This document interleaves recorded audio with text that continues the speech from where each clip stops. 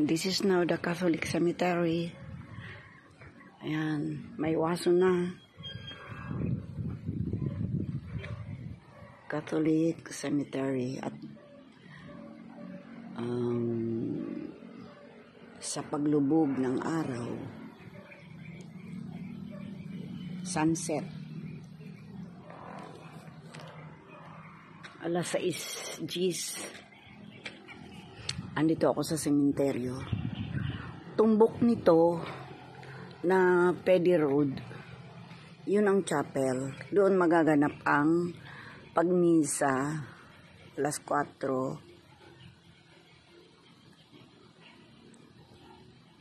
sa next Friday.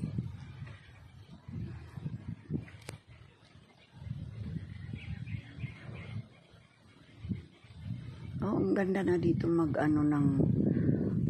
magbumili ng lupa para tatayuan ng mausoleo.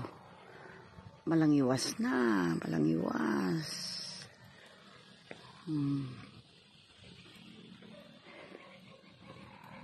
Pati dito sa left wing, malangiwas ng maray.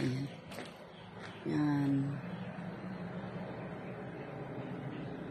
So mga restos, in-exhumed na.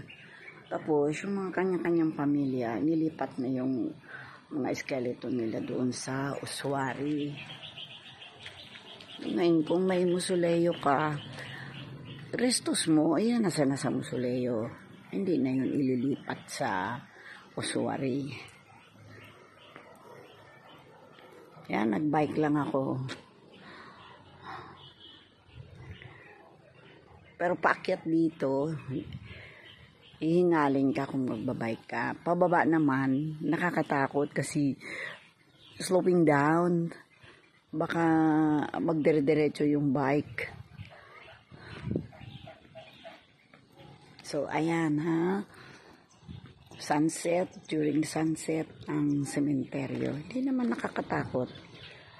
Sa kabila, yan nakikita ninyo na mataas na mausoleo. Sa Garden of Faith na yan.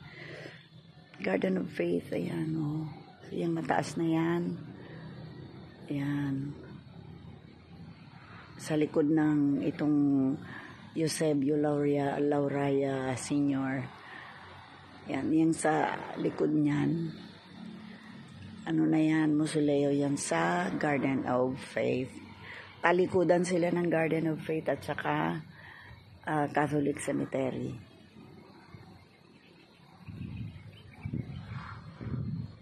Okay.